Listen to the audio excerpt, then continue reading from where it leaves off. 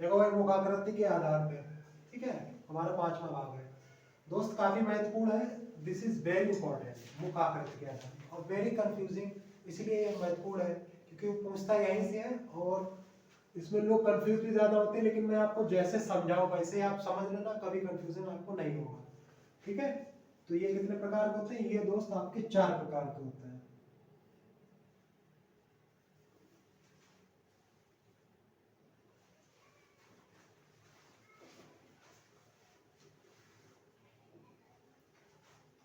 विवृत,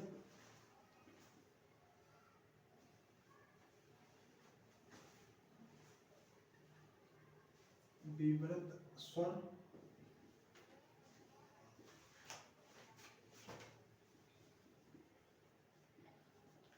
अर्धविवृत स्वर,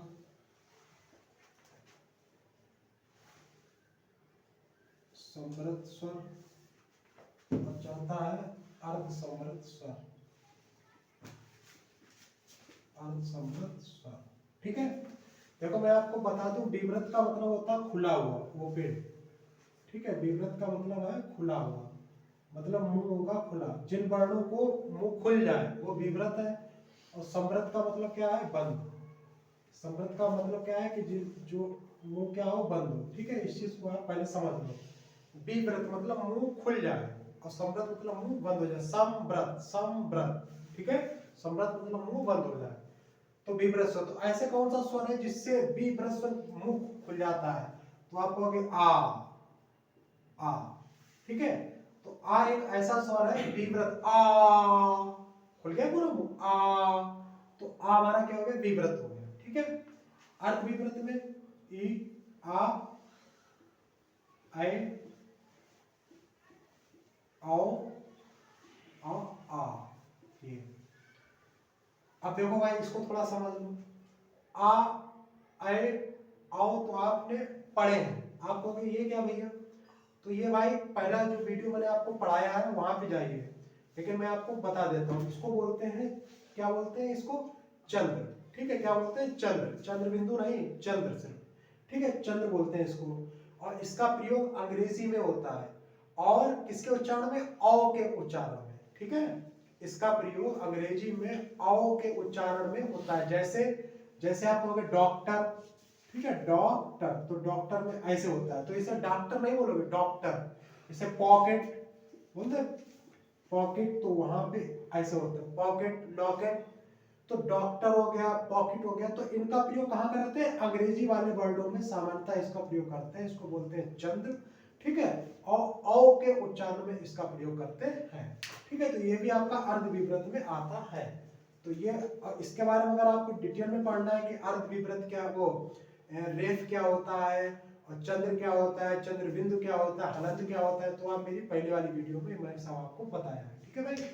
चलिए, तो अर्ध विवृत स्वर कितने होते हैं, 4, ये सारे। अब देखो विवृत मतलब खुला हुआ पूरा, आ एक है, ओनली वन, ठीक है, वन। अर्ध विवृत, अब आ यहाँ आ गया तो छोटा आ कहाँ बचेगा भाई, अर्ध विवृत में जाएगा, ठीक है। और इधर क्या आएगा, अब बड़ी आए, आए, ओ, ठीक है, मुंह खुला, ओ, आए, मतलब इससे थोड़ा कम खुला होगा, ठीक है, इससे थोड़ा सा कम खुला होगा, और आ इससे भी। अब जो सब और समृद्ध स्वर, तो जो समृद्ध स्वर है वो आपके कौन कौन से है, आप कहोगे भैया ऊ, आप कहोगे ई और ऊ, ई और ऊ, 4। और बचे हुए जो अर्ध समृद्ध है वो कितने हैं, आप कहोगे भैया ये जो है ये अर्ध समृद्ध, अब देखो बड़ी ए यहाँ पे तो छोटी ए आपकी ये आ जाएगी, बड़े अ यहाँ पे और अ यहाँ पे, तो ओ आपका यहाँ पे आ जाएगा, ठीक है, और सारे आए, तो अर्ध समृद्ध कितने हो गए, 2। तो ये है आपका, तो इसे अब हम लोग समझते हैं पहले कैसे हुआ। देखो विवृत मतलब पूरा खुला हुआ, विवृत तो इकलौता आ हो गया, तो विवृत हो गया, ओपन हो गया पूरा मुंह। अब हम यहाँ पे हमने कहा भाई अगर आ आया तो अर्ध विपरीत में छोटा वाला आ यहाँ आ गया, उसके बाद में अर्ध विपरीत का मतलब आधा खुला हुआ, और अर्ध समृद्ध का मतलब भी आधा बंद हुआ, तो आधा खुला आधा बंद बात एक है, लेकिन बात एक नहीं है मेरे भाई। इसका मतलब है कि मुंह खुला हो, आधे से ज्यादा खुला हो, ठीक है। और इसका मतलब है अर्ध समृद्ध का मतलब है कि जो बंद हो वो आधे से ज्यादा बंद हो, ये आधे से ज्यादा खुला हो, ये आधे से ज्यादा बंद हो, और ये पूरा बंद हो।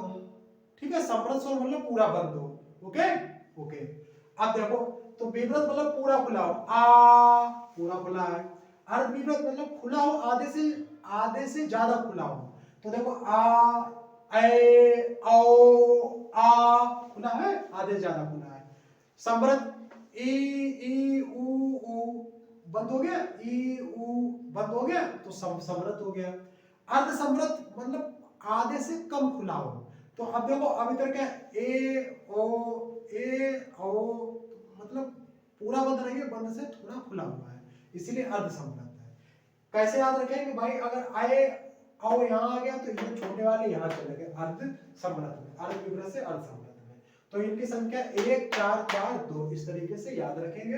इनमें बहुत ही लोगों को कंफ्यूजन होता है, लेकिन मैंने आपको जिस तरीके से समझाया है, अगर आपने इस तरीके से समझ लिया तो मुझे लगता है आपको कंफ्यूजन होने की जरूरत अब नहीं होगी मेरे भाई। इसको आप नोट कर लो भाई, काफी महत्वपूर्ण पूछा जाता है।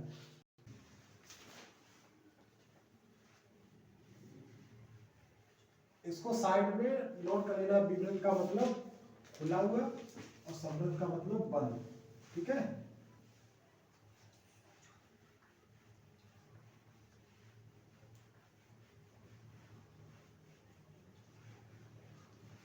हम लोग मुकाबला पढ़े, अब पढ़ना ओट आकृत के आधार पर, भाग नंबर 6।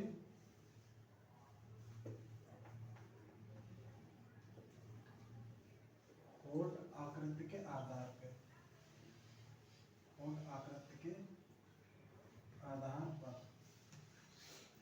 तो इसमें ये होगा कि इसमें हम लोग पढ़ेंगे कि ओठ की आकृति मतलब ओठ के आकृति के भागों पर भी इनको जो डिवाइड किया गया। ठीक है, तो कितने प्रकार से, 2 प्रकार से। कौन कौन से, एक तो वृत्तकारी स्वर, वृत्ताकृति स्वर, और दूसरा अवृत्तकारी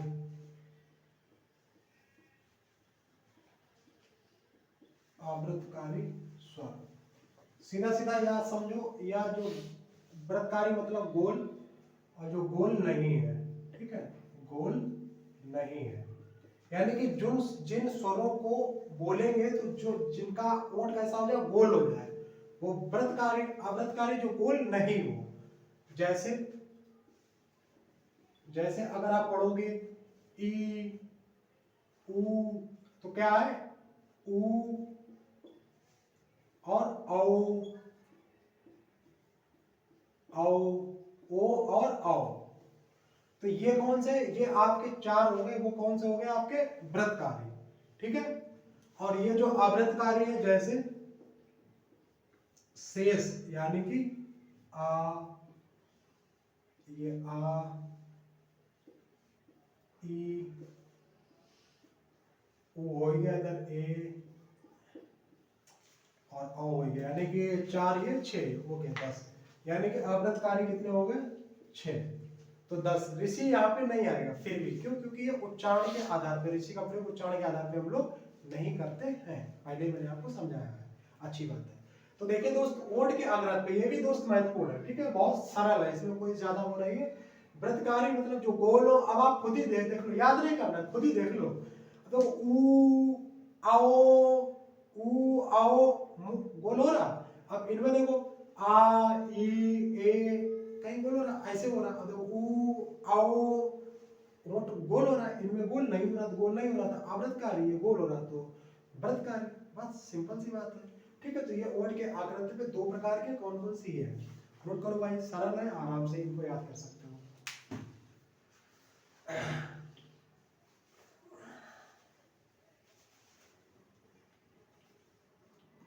ठीक है, इनको नोट करो भाई, ये पूछे जाते हैं। ठीक है, कि वृत्तकारी कौन से, ऊ आओ, इनको याद रखना। प्रैक्टिस में मजा आएगा, अभी प्रैक्टिस में जब करवाएंगे तब आपको आएगा समझ में कि कितना आपने तैयार किया नहीं किया। और इनको देख जरूर लेना 2-3 बार, तभी याद होंगे। अब करो मैं इसको,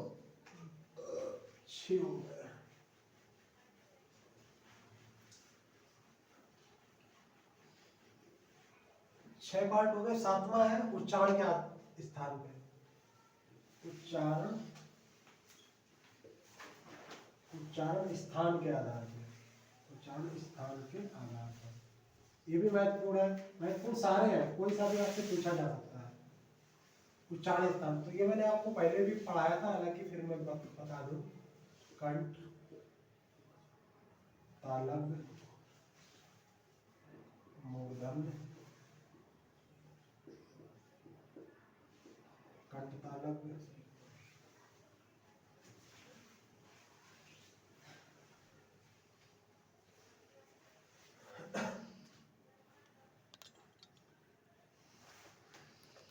तालव्य, ओष्ठ्य, मूर्धन्य, कंठ तालव्य, कंठ ओष्ठ्य,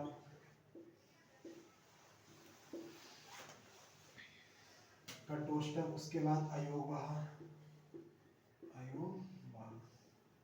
ठीक है, समझते हैं भाई। कंठ हमने आपको बताया था कि आ और अंगा, ये 3 जो होते हैं वो है आपके कंठ में।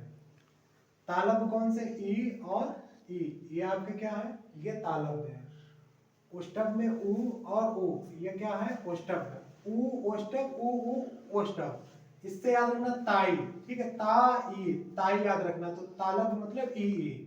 और शुरुआत में आ अंगा, तो कंठ से आ रहा आ अंगा, तो वो कंठ हो गया। ठीक है, मूर्धन मूर्छाधारी एक ही ऋषि, ऋषि मूर्धन देखो मिल रहा होगा। अब कंठ तालव्य, अब देखो कंठ तालव्य क्या होगा? कंठ है और फिर क्या? तालव्य है। तो कंठ वाले कौन से? आपको कि भैया ये है कंठ वाले, आ और आ है। ठीक है, और इसमें क्या जुड़ा? तालव्य। तालव्य कौन से? ई वाले।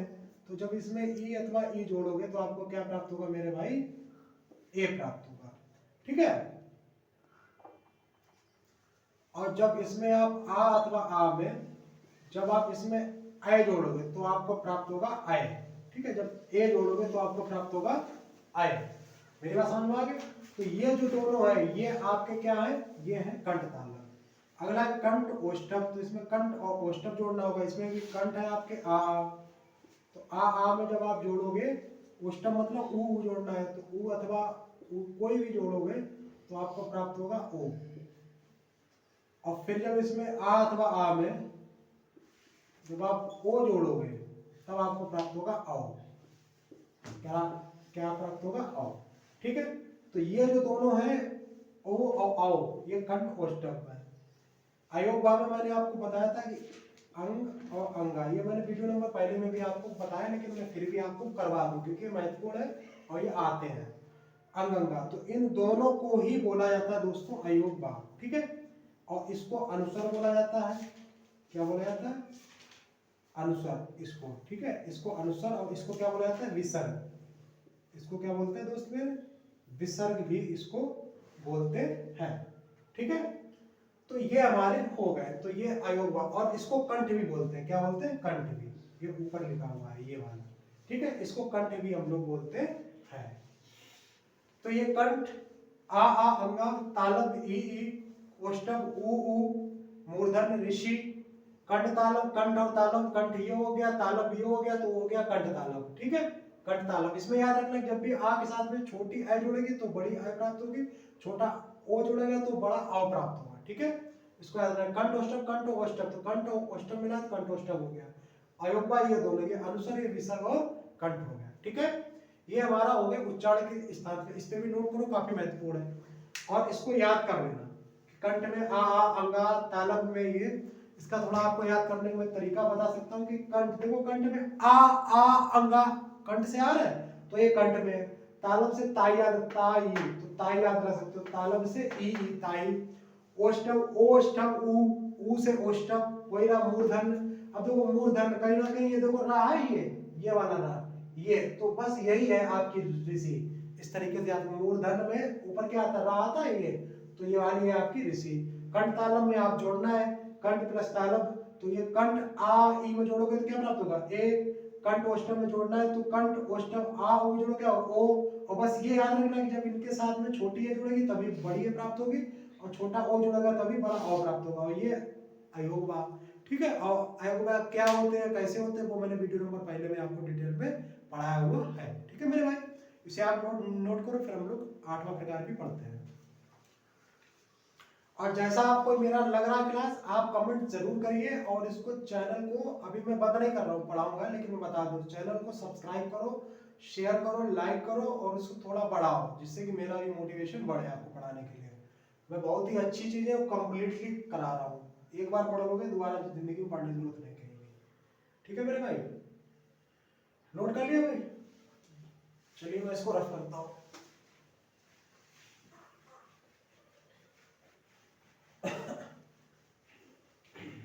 अंतिम बचा दोस्त, वायु के निकलने के आधार, 8वां वेद, वायु के निकलने के आधार, वायु के निकलने के आधार पर। तो वायु के निकलने का आधार कितने प्रकार के होते हैं, 3 प्रकार, ठीक है। ये भी काफी महत्वपूर्ण है, कौन कौन से समझ लेते हैं दोस्त मेरे। नंबर 1 निर्नुनासिक, निर्नुनासिक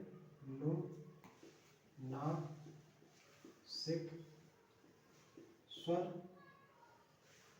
नंबर 2 अनुनासिक, अनुनासिक स्वर। और नंबर 3 अनुस्वर, ठीक है। देखो निर मतलब नहीं, मैं आपको बता दूं, निर मतलब नहीं, और नस का मतलब नाक से। तो निर मतलब नहीं, नस का मतलब नाक से, जो नाक से ना हो, मतलब सिर्फ मुंह से हो। तो मैं आप जिनका उच्चारण केवल मुंह से होता है, केवल मुंह से वायु निकलती है, या जिनका उच्चारण वायु निकलती है, या जिनका उच्चारण केवल मुंह से होता है, ठीक है। तो इसमें कौन कौन से हैं, जैसे, तो आप कहोगे सभी, मतलब आ से लेकर और अंगा तक सारे, ठीक है। तो ये हमारे क्या है, निर्नुनासिक स्वर है। निर्नासिक मतलब निर माने नहीं, नासिक माने नाक से, नाक से नहीं सिर्फ मुंह से। याद करने के लिए मैं आपको बता रहा हूं, तो केवल मुंह से ही वायु निकलती है, तो वो क्या होंगे, निर्नासिक। तो आ से लेके अंगा तक ये सारे क्या है, निर्नासिक, ठीक है। अनुनासिक, तो देखो अनु माने पीछे, नासिक मतलब नाक के, तो नाक के पीछे क्या होता है, आप कहोगे मुंह, और मुंह और नाक भी है, और इसमें नहीं की तो कोई बात है नहीं, तो यानी मुंह और नाक दोनों से निकले, मुंह एवं नाक दोनों से उच्चारण हो, दोनों से वायु निकले या उच्चारण हो, वायु निकले या उच्चारण हो, एक ही बात है, ठीक है। ऐसे करके लिख लेना, उच्चारण हो। तो वो क्या होगा, देखो एक बार फिर अनु माने पीछे, नासिक माने नाक, तो नाक के पीछे क्या, मुंह है, यानी कि मुंह और नाक, नहीं की तो बात आई नहीं इसमें, तो मुंह और नाक दोनों आए तो वो क्या होगा, अनुनासिक। और इसमें क्या आता है, इसमें आएगा आपका चंद्रबिंद, ठीक है, इसको क्या आएगा, चंद्रबिंद। अब इसमें बहुत सारे, जैसे बांध, ठीक है, बांध, ठीक है, चांद, तो चांद, ये, तो इसमें आपको बांध, चांद, तो नाक से भी निकल ले, मुंह से भी आवाज निकल ले, तो इस ये सारे क्या है, अनुनासिक स्वर है, जिनमें भी ये चंद्रबिंदु आ जाए, इसको चंद्रबिंदु भी कहते हैं। और पहली वाली वीडियो मैंने आपको ये पढ़ाया है, ठीक है मेरे भाई, इसे भी पढ़ाया डिटेल में। और इसका प्रयोग कहाँ भी करते हैं, तद्भव में भी करते हैं, तद्भव पहचानने में, जहां पर ये लगा होगा वो क्या होगा, हमारा तद्भव होगा, तद्भव पहचानने में भी करते हैं, मैंने आपको पढ़ाया वीडियो में पहले में। तो ये अनुनासिक सब समझ में आ गए, निर्नासिक समझ में आ गए, अनुस्वर। तो अब देखो, अब आप कहोगे भैया केवल मुंह से निकलता है, मुंह नाक दोनों, तो ये क्या बचा, केवल नाक से, केवल नाक से, केवल नाक से वायु निकलती है, केवल नाक से वायु निकले, वायु निकलती है, निकलती है, ओके मेरे भाई। तो इसमें आपका है केवल, तो इसमें क्या आएगा, सिर्फ बिंदु, ठीक है, जो अंग होता है ना वो बिंदु। अब जैसे इसमें बहुत सारे होंगे, जैसे हम कहेंगे कंठ, तो कंठ में ये हमने ऐसे कर दिया, या होंगे अंग, तो अंग ये, तो इनका जब उच्चारण हम लोग करते हैं तो क्या आता है, सिर्फ इसमें क्या आएगा, अनुस्वर आएगा, यानी कि ऊपर अंग की मात्रा आएगी, अंग की, ठीक है। तो अंग, तो ये केवल नाक से होगा, आपको कंठ सिर्फ नाक से कंठ, अंग, तंत्र, ठीक है ना, तंत्र। तो इस तरीके से केवल नाक से ही वायु निकलती है। तो ये सारे क्या है, अनुस्वर। और इनका प्रयोग अगर ये दिख जाए तो इनका प्रयोग कहाँ करते हैं, तत्सम में भी। हालांकि जब मैं तत्सम तद्भव पढ़ाऊंगा तो आपको बताऊंगा, लेकिन मैं आपको बता दूं जहां पर भी ये दिख जाए अनुस्वर, वो किस में जाएगा, तत्सम में जाएगा। ठीक है मेरे भाई। तो ये आपके 8 प्रकार दोस्त हो गए हैं। देखिए आप समझ लीजिए एक बार फिर, वायु के निकलने का आधार के 3 प्रकार के, निर्नासिक, निर्माने नहीं, नासिक माने नाक से, यानी कि जो नाक से नहीं, यानी केवल मुंह से, यानी आ से अंगा तक सारे हैं। अनुनासिक, अनु माने पीछे, नासिक माने नाक, नाक के पीछे मुंह, और मुंह और नाक दोनों से, तो दोनों से यानी कि चंद्र बिंदु वाले। और अनुस्वर, अनु माने पीछे, स्वर यानी कि केवल किससे, स्वर के पीछे, यानी क्या, नाक है हमारी, तो नाक से, तो केवल नाक से निकलती, यानी जैसे कंठ, अंग, तंत्र, जिनमें भी ऊपर बिंदी रख जाए अंग की। ओके, तो ये आपके मेरे भाई 8 वेद हो गए स्वरों के। अब हम लोगों ने स्वरों को पूरा कंप्लीटली पढ़ लिया है। ठीक है, अगला हमारा वीडियो होगा व्यंजन का। तो पहला वाला वीडियो में हमने पढ़ी थी वर्णमाला की पूरी बेसिक जानकारी प्लस स्वर के बारे में थोड़ी सी जानकारी। आज हम लोगों ने स्वरों की कंप्लीटली जानकारी कर ली है, इससे ज्यादा स्वर कुछ नहीं है, इतना ही है स्वर। और अगर आपने इतना पढ़ लिया तो स्वर से आपका कभी प्रश्न गलत नहीं होगा मेरे भाई। ठीक है, अगला वीडियो हमारा आएगा व्यंजन पे, 1 आए 2 आए वो फिर मैं तभी पता चलेगा बनाने के बाद में। ठीक है, तो उसको पढ़ लेना। फिर वर्णमाला से आपको कभी कहीं पर भी समस्या नहीं होने वाली मेरे भाई। उसके बाद बस आपको प्रैक्टिस और कर लेना मेरे साथ में, बस फिर आप किसी भी एग्जाम बैठे कभी आपका कोई दिक्कत नहीं होगी। ठीक है, तो आपको ये कैसे लगी हमारी पढ़ाई, हमारी वीडियो, नीचे कमेंट्स में जरूर ये चीज बताएं। लाइक करें, शेयर करें, अपने और सभी साथियों को ये बात बताएं। ठीक है, और भाई इसी के साथ में मेरा जय हिंद।